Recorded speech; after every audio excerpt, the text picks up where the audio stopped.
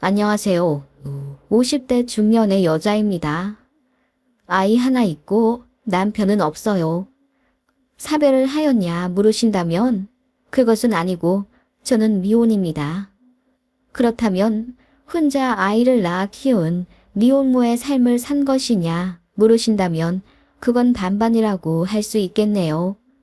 아이를 제가 낳진 않았고 입양을 했습니다.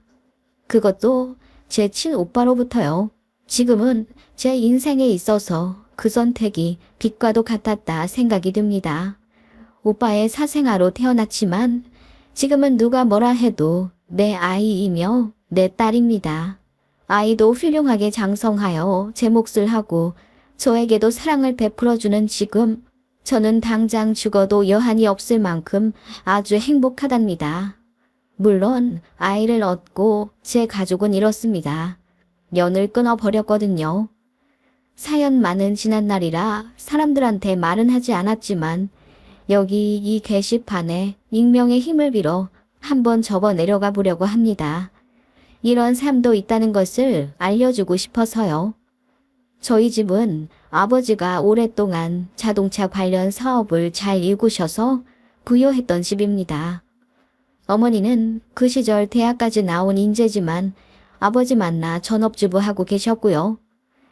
오빠도 공부를 잘해서 좋은 대학에 들어갔고 결혼도 잘해서 부모님의 총애를 받고 살았지만 어릴 때부터 저는 부모님의 사랑을 많이 받지 못했어요. 뭐든지 잘하는 장남인 오빠와 차별받았습니다. 오빠는 항상 칭찬 일색인데 반해 저는 구제불능이라는 말을 밥 먹듯이 들어야 했어요. 어릴 때 들었던 가장 큰 상처 중에 이 장면이 유독 생각이 납니다. 엄마가 어린 저와 오빠를 데리고 시장에 가셨는데 거기서 만난 어떤 아주머니께서 아들도 있고 딸도 있어 좋겠어요. 나는 시커먼 아들만 셋을 낳아놔서 딸 하나만 있으면 소원이 없겠어. 라고 하셨는데 저희 어머니가 매몰찬 말투로 그럼 얘 데려가세요. 딸이라고 하나 있는 게 공부도 못하고 이쁘지도 않고 나는 우리 아들만 있으면 됩니다. 라고 하셨어요. 그걸 들은 아주머니의 어이없는 표정이 아직도 생각이 나네요. 제가 풀이 죽은 채로 서 있자 다급히 제 주머니에 사탕 하나를 넣어주시고는 아니야 너 이뻐 아주 이뻐 라고 하시며 제 등을 토닥여 주시고 가셨네요. 그렇게 예쁨 받지도 못한 집안에서 저는 늘 눈치를 보며 자라야 했고 자연스레 학창시절 학교에서도 친구들과 잘 어울리지 못했습니다. 늘 자신감이 없었고 남들이 저를 미워할 거라고 생각했기에 마음이 열리지 않았거든요. 저에게 다가온 친구에게도 어색하게 대해서 친구 관계가 엉망이었어요. 반면 저희 오빠는 부모님의 사랑과 관심을 받으며 잘 자랐고 초중학교 때는 학생회장을 2번이나 맡았습니다. 제가 봐도 오빠는 멋졌어요. 공부도 잘했고 운동도 잘했기에 친구들도 늘 따랐죠. 오빠에 비하면 전 그저 쭈구리에 겉절이일 뿐이었습니다. 부모님이 바라던 인문계 대학교를 문턱도 못 넘어가고 저 혼자만의 결정으로 전문대에 들어간 저는 그야말로 집안의 애물단지 그 자체였습니다. 아버지는 호적을 팔라고 소리를 지르셨고 엄마는 제 옷장을 다 뒤져 옷을 버리셨어요. 저 같은 건 애초에 태어나지 말았어야 했다는 악담과 함께요. 오빠는 옆에서 그저 오징어를 뜯으며 지켜볼 뿐이었습니다. 항상 그랬듯 저에게 관심이 없었죠. 저를 무시하는 것도 부모님보다 더하면 더했고요. 밥상 앞에서도 늘 제 앞에는 맛있는 반찬이 없었습니다. 제가 오빠보다 소시지를 하나라도 더 먹을까봐 엄마는 눈에 불을 켜고 감시하셨어요. 그런 편애에 익숙해질 대로 익숙해져 버린 오빠는 당연하듯 저를 아주 하찮게 생각했었고요. 저는 마음이 많이 외롭고 결핍이 많을 수밖에 없었죠. 그치만 제가 처음으로 선택한 전문대에 들어가 제과 제빵을 배우며 깊은 행복감을 느꼈어요. 지금은 디저트 시장이 많이 떴지만 당시에는 빵 만든다고 하면 그것도 기술이냐 하는 분들이 많았어요. 하지만 저는 제과제빵을 하면서 희망을 가졌고 저만의 멋진 샵을 꼭 내보겠다는 꿈을 꾸게 되었습니다. 그런 제가 부끄럽다며 아버지와 어머니는 차라리 독립을 하라고 하셨지만 저는 돈이 없었어요. 대학 등록금부터 용돈까지 풀세트로 선사해준 오빠와는 달리 저는 한 푼도 지원받지 못했거든요. 마음 같아서는 저도 제 원룸 구해 나가 살고 싶었지만 알바하며 학비 보태고 용돈 쓰는 것도 벅찼던 저는 감히 독립할 여유가 없었습니다. 그래서 부모님 눈치 보며 대학 2년 내내 숨어 살듯 집에 기생하며 대학 다녔어요. 그렇게 졸업하자마자 취업을 했고 드디어 작은 원룸을 꾸려 독립했네요. 비록 보증금 200만 원에 월 25만 원짜리 단지 야세방이었지만 그래도 참 기뻤어요. 그의 오빠는 부모님의 지원으로 18평대 오피스텔에서 살고 있었지만 애써 비교하지 않으려 노력했네요. 어차피 집에 가도 저를 반겨주지 않는 부모님이니 명절에도 어느 순간 가기 싫어지더군요. 내 집, 내 직장이 있으니 저도 더는 가족들에게 마음 듦에 사지 않아도 된다는 해방감이 생겼습니다. 그렇게 20대 중반이 되었을 무렵 오빠는 결혼을 했고 가정을 꾸렸습니다. 좋은 집안의 여자와 결혼식을 올리고 양가에서 빵빵하게 지원받아 잠실에 신혼집도 마련했더라고요. 아버지는 상견례에서 사돈 어르신들한테 딸한테 줄 것까지 탈탈 털어 아들에게 보태줬다고 했어요. 그 말을 듣자마자 새언니네 부모님은 저를 안쓰럽게 보더군요. 예전에 시장에서 엄마의 막말에 저를 불쌍하게 보던 아주머니가 제 주머니에 넣어주셨던 작은 사탕이 생각났습니다. 그렇게 결혼한 오빠는 잘 지내는 듯 했습니다. 1년 좀 지나 너무 예쁜 조카도 태어났고 오빠는 공학 박사 학위 준비 중에 있었습니다. 새언니는 친정에서 하는 사업을 물려받아 하고 있었고요. 여러모로 돈도 명예도 그럴듯하게 잘 지켜나가고 있는 오빠네 집이었습니다. 그런데 그 행복도 한순간에 깨어져 버렸습니다. 저희 오빠가 바람을 피웠다더군요. 공학 박사 준비하던 중에 같은 학교 대학원생가요. 반년쯤 사귀다가 오빠가 먼저 헤어지자고 했는데 몇 달 뒤에 그 상대 여자가 임신을 했다며 오빠와 저희 부모님 앞에 나타났습니다. 오빠가 난감하다며 피해버리니 수소문해서 저희 아버지 회사에 찾아왔다고 하더군요. 저희 부모님이 새언니 알기 전에 처리한다며 수술 비용까지 100만 원 해주겠다고 했는데 그 여자는 책임감 없는 저희 오빠에게 너무 큰 배신감을 느꼈다며 절대 지우지 않겠다고 했어요. 그리고 애가 태어나면 나타나겠다고 하고 잠적했더라고요. 아이가 태어날 날짜는 5달 뒤고 저희 가족은 비상이었어요. 이 일만 아니면 오빠네 가정은 지금처럼 아무 문제 없이 행복할 수 있었어요. 엄마는 매일 신께 빌었습니다. 그년이 마음을 고쳐먹어 수술을 하고 다시는 우리 집안에 나타나지 않기를 기도합니다. 그 모습이 저는 참 괴기하다 느꼈네요. 엄마의 기도가 하늘에 닿았을까? 애가 태어났을 예정일이 훌쩍 넘었는데도 그 여자가 나타나지 않더라고요. 1년이 지나 2년이 흘렀는데도 감감무소식이라 저희 부모님은 마침내 마음을 놓았습니다. 오빠도 이제 2발 뻗고 잘 수 있겠다며 새언니 몰래 웃었고요. 그치만 그 이듬해 우리 가족을 뒤집어 놓은 일이 생겼지요. 그 여자가 4살짜리 여자아이를 데리고 나타난 겁니다. 애를 낳아보니 무성애가 생겨 사랑 듬뿍 주고 키우려 마음 고쳐먹었는데 아이 3살 되던 해 여자가 간암 말기 판정을 받았답니다. 그 여자도 가정사가 복잡해 의지할 부모님도 안 계시고 혼자라 이대로 그 여자가 죽으면 아이는 부유원에 가게 됩니다. 아이 아빠가 버젓이 살아있는데 부유원에는 보낼 수 없다고 판단한 그 여자는 그렇게 저희 부모님께 애를 맡기고 떠나버렸어요. 후에 엄마에게 얘기 들으니 간암이든 다른 병이든 무언가 죽을 병에 걸린 건 맞는 것 같다고 하더라고요. 얼굴이 아주 마르고 숯처럼 시커멓게 변해 있었다고 했어요. 4살짜리 그 여자아이는 영문도 모르고 저희 집에 들어오게 되었습니다. 저희 부모님과 오빠가 애를 그냥 보육원에 맡겨버리려니 그 여자가 협박을 하더군요. 혹시라도 아이 버리는 거 보면 저희 새언니는 물론이고 오빠 학교와 후에 취직할 회사에까지 모두 말해버리려고 사람을 써놨다고 하더군요. 부모님은 그야말로 머리 싸매고 들어 놓으셨습니다. 일단 맡아 키우며 방법을 찾아보자 하셨는데 딱 2달 만에 새언니에게 들켜버렸습니다.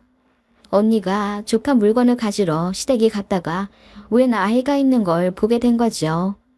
엄마는 며느리 앞에서 그야말로 얼음이 되었고 그 아이는 저희 오빠와 너무나도 닮아 있었기에 눈치 빠른 새언니가 바로 알아차렸어요. 그 이후로는 그야말로 저희 집은 전쟁터 혹은 지옥이었습니다. 새언니가 시댁인 저희 집에 술 먹고 찾아와 매일 행태를 부렸어요. 부모님은 새언니에게 무릎을 꿇으셨고요. 그 와중에 아이 친모는 세상을 떠났습니다. 그 아이는 자기 엄마가 죽은 줄도 모르고 낯선 집에서 눈칫밥 먹으며 괴롭게 살고 있었고요. 결국 언니는 오빠를 용서했고 이혼 안 하는 조건으로 애는 절대 들이지 않기로 하였는데 문제는 아이를 버리면 어떻게든 소문이 나게 된다는 거지요. 그래서 저희 부모님이 울며 겨자 먹기로 아이 성인 될 때까지 키우기로 하셨습니다. 일이 그렇게 정리되고 나서야 저는 그 아이를 제대로 보게 되었습니다. 늘 방에 숨겨져 있던 아이라 저도 잘 보지 못했거든요. 엄마 아빠에게 철없이 뗐을 그 나이에 그 아이는 불안한 눈빛으로 집안에서 먼지처럼 웅크리고 있었습니다. 그게 꼭 어릴 적 제 모습 같았어요. 제가 손을 내밀어 이리 와보라고 했더니 엄마가 제 등짝을 때리더군요. 정줄 필요 없어. 적당히 키우다가 내보낼래다. 딱 10년만 키울 거야. 나중에 필리핀이든 베트남이든 어디 못 사는 나라에 보내버리고 끊어버릴라니까. 아이는 그 말을 고스란히 다 듣고 있었어요. 하지만 눈물이 터져버린 건 저였습니다. 너무 마음이 아팠어요. 태어나고 싶어서 태어난 아이도 아닌데 태어났다는 이유로 이렇게 모진 구박을 받아야 한다니. 어머니는 그 아이를 그냥 아무 유치원을 보내 아침 8시 반부터 저녁 6시 반까지 있게 하다 집에 귀가시켰어요. 오빠는 자기 아이인데도 불구하고 아무 관심이 없었죠. 혹시라도 아이에게 관심 가지면 새언니가 화낼까봐 아예 모른 척하고 살았습니다. 혹시라도 관심 받고 싶어 놀아달라 귀찮게 굴면 저희 부모님이 욕을 하거나 손을 올렸기 때문에 그 아이는 장난감도 제대로 없는 차가운 골방에서 혼자 지내야 했어요. 저는 그 아이가 너무 마음이 쓰여 한동안 안 가던 본가를 자주 가게 되었어요. 그 아이를 위해 빵을 만들어 가고 그 아이를 위해 예쁜 옷과 신발을 사갔습니다. 아버지 어머니는 혀를 끌끌 차며 또 멍청한 짓거리 하고 앉아있네. 네 조카한테나 그렇게 돈을 써. 라고 하셨어요. 그 말에 저는 태어나 처음으로 불같이 화를 내며 부모님께 대들었습니다. 얘도 내 조카예요. 너무 불쌍해서 눈물이 다 날 지경인데 어머니 아버지는 어쩜 그렇게 매몰차세요. 그 말에 엄마가 기함을 하더군요. 어떻게 쟤를 조카라고 할 수가 있냐면서요. 이따금 오빠네 가족이 본가에 올 때면 죽은 듯이 숨어있는 그 아이가 불쌍했습니다. 오빠는 그 아이를 본체만체 했고 그 아이가 자기의 이복 형제, 그러니까 오빠의 딸에게 말이라도 걸면 큰 죄를 지은 것처럼 혼냈어요. 불쌍한 그 아이는 초등학생이 되니 유일하게 다정이 구는 저에게 의지를 하는지 저를 볼 때마다 세상 어두웠던 표정이 환하게 빛나기 시작했습니다. 그런 그 아이가 너무 마음에 걸려 저는 본가 근처로 이사를 왔습니다. 직장도 그 근처에 잡고 아이 등하교도 제가 시켜주었어요. 다른 학부모들이 저를 엄마로 착각할 만큼 아이에게 잘해줬습니다.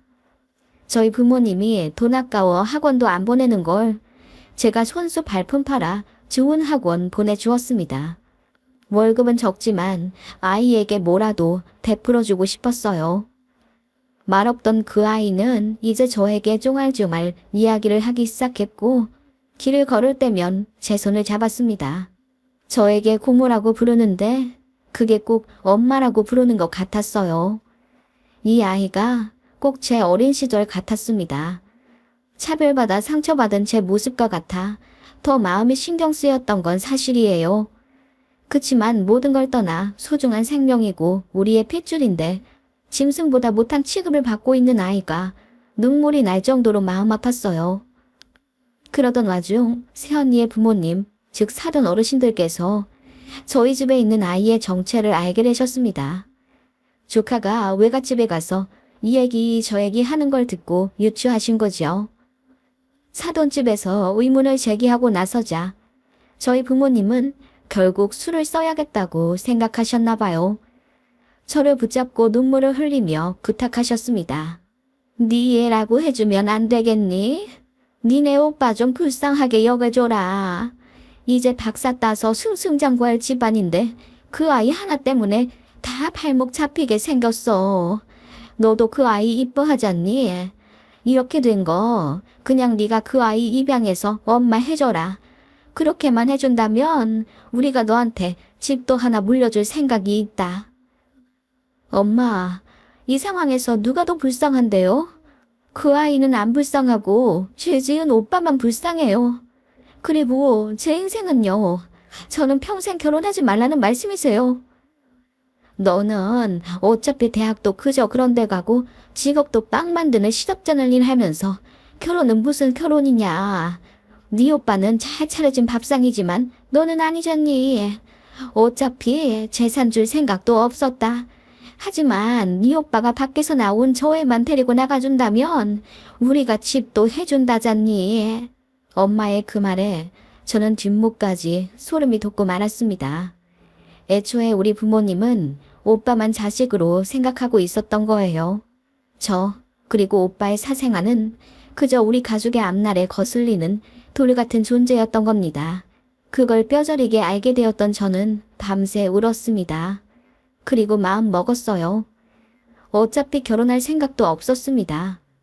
그리고 그 아이가 너무 불쌍해서 평생 보살펴주고 싶다는 마음도 있었고요. 다만 내가 좋은 보호자가 될 수 있을까 싶어 고민했을 뿐이죠. 입양하기로 결심했습니다. 다만 부모님으로부터 집은 받지 않기로 했어요. 그대로 연을 끊어버리겠다고 했습니다. 다시는 연락도 않고 집에 찾아오지도 않겠다고 했어요. 그동안 제가 받은 서름을 1시간 동안 눈물로 이야기하며 제 가슴에 얼마나 큰 멍이 남아있는지 울부짖듯 토하는데도 부모님은 아무것도 기억이 안 난다며 잡아떼는 뻔뻔한 모습을 보이더군요. 더 있을 필요도 없이 날도 밝기 전에 짐 챙겨 아이 데리고 나왔습니다. 그날 제 나이 29살에 저는 미혼모가 되었어요. 모아두었던 돈과 일부 받은 대출로 투룸부터 구했습니다. 아이는 저와 같이 살아서 행복하다고 하더군요. 그런 아이 껴안고 엉엉 울었습니다. 이제 내가 하늘이 되어주겠다고 했더니 아이도 울더군요. 그 아이의 따뜻한 온기가 태어나 처음으로 제게 위로가 되더라고요. 저는 아이를 위해 미친 듯이 일을 했고 그러면서도 아이를 위한 관심과 사랑은 놓지 않았어요. 그렇게 초등학교 졸업시키고 중학교 보내면서까지 아이는 사춘기도 않았습니다. 이 점이 지금 생각해도 가장 마음 아픈 부분 중 하나예요. 자기 할 일 똑부러지게 하고 단 한 번도 제가 해주는 것에 불평하지 않았어요. 그저 햇살처럼 밝게 웃었습니다. 저를 위해 그렇게 하기도 했지만 그 아이 자체가 참 똑똑한 아이였어요. 가진 건 많이 없지만 학교에서 공부 정말 잘했고 친구들도 순하고 착한 애들만 골라 잘 사귀더라고요. 저는 걱정할 거리가 없었습니다. 참 잘 자라는 그 아이가 제 원동력이었죠. 그렇게 저도 열심히 일을 해서 돈도 모으고 마침내 제 가게를 만들었어요. 그쯤 온라인으로 디저트 파는 게 흥하던 시기라 아이가 눈치 빠르게 인터넷 몰도 만들어 보자고 해서 그렇게 했더니 장사도 참 잘 됐습니다. 아이도 열심히 공부하더니 성과가 있긴 있었는지 대학을 엄청 좋은 곳에 갔어요. 공교롭게도 오빠가 들어간 그 학교였지요. 솔직히 말하면 당장이라도 집에 연락해서 자랑하고 싶더라고요. 당신들이 버린 그 아이 10수년 후에 이렇게나 잘 되어 훌륭하게 컸다고요. 그리고 저 역시 연매출 3억에 달성한 디저트 CEO가 되었고요. 그렇게 아이가 대학교 3학년 되었을 무렵 오빠에게 연락이 왔습니다. 이혼했다더군요. 사유는 새언니의 바람이요. 오빠의 사생아일로 결혼 생활 내내 불행했다고 하더라고요. 그래서 많이 늦었지만 결국 이혼했다고 했으며 재산도 다 털렸다더군요. 사돈댁이 비싼 변호사 써서 재산 분할을 새언니에게 유리하게 만들었대요. 결국 아이도 빼앗기고 집도 빼앗겨서 본가에 들어와 산지 3년째인데 어머니의 건강이 안 좋아 본인이 수발을 진다고 하더군요. 지금까진 어떻게든 견뎠는데 자기도 이제 힘들다면서 같은 자식인 저와 고생을 나누자는 전화였습니다. 끝까지 이기적인 오빠였지요. 같은 자식이라고? 편애 받을 때나 그런 말 하지 그랬어. 엄마 아빠가 오빠한테 얼마나 큰 사랑과 돈을 쏟아부었는데 오빠가 갚아야지. 아니, 어떻게 그렇게 말을 하냐? 네 자식 어떻게 자랐는지 궁금하진 않아. 네가 싸질러 놓고 쳐다도 안 봤던 그 아이, 네가 나온 대학 입학했어. 네 자식이 맞긴 맞나 보더라. 공부를 어찌나 잘하는지. 제 말에 오빠가 충격받은 듯 하더라고요. 그리고 한마디 더 했지요. 참 똑똑하느라 옳고 그름도 잘 구분해. 내가 이런 얘기 마음 놓고 하는 것도 다 그 아이 믿기 때문이야. 혹여라도 그 아이한테 이제와 애비 행세하려는 거면 어림없어. 그 아이 오빠랑 우리 부모님이 자기 버린 거 생생하게 기억하고 있거든. 나한테 고모라고 안 부른 지도 오래됐어. 나한테 엄마라고 해. 그 말에 오빠가 바보같이 어버버 하기만 하더군요. 그러니까 오빠는 지금처럼 살면 돼. 다신 연락하지 말고. 우리 인생에 절대로 나타나지 마. 저는 그렇게 이야기하고 전화를 끊었습니다. 아예 차단도 해버렸지요. 그게 벌써 10년 전입니다. 저는 사업 크게 키우느라 정신이 없었고 그동안 제 조카, 아니 제 딸은 아주 착실한 인생을 살며 좋은 직장, 좋은 남자 만나더군요. 그렇게 재작년에 우리 딸이 결혼했어요. 제가 상견례 참석하고 혼주석에 앉았습니다. 눈물이 비오듯 흐르더군요. 그런 저를 제 딸이 껴안아주며 엄마, 그동안 감사했어요. 하는데 온몸에 전율이 돋을 만큼 큰 감동이더군요. 저와 제 딸의 이야기 정말 기적 같지요? 우리 딸은 참 똑똑하고 야무져서 누구보다 행복하게 잘 살 것입니다. 그런 딸한테 효도받으며 사는 제 인생, 비록 결혼도 하지 않은 처지지만 후이지아처럼 향기롭고 빛나게 느껴지네요. 우리 부모님은 가진 재산도 거의 없이 어머니 고향에 가서 여유 없이 살고 있다 들었습니다. 오빠는 박사까지 하며 승승장구하더니 이혼부터 인생이 꼬였는지 지금은 제대로 된 대우도 못 받고 그저 그런 회사에서 일한다더군요. 부모님께 받은 재산도 다 말아먹은 듯 하고요. 제 가족이라 꽃이라고 말은 못하겠지만 결국은 다 자업자득인 것 같아요. 정을 받지 않고 자라 그런지 저도 정은 없네요. 부모님께 연락 와도 눈 하나 깜짝하지 않을 자신이 있습니다. 사실 연락이 왔으면 좋겠습니다. 당신들의 행동과 선택에 만족하냐고 묻고 싶거든요. 아마도 많이 후회하시겠죠?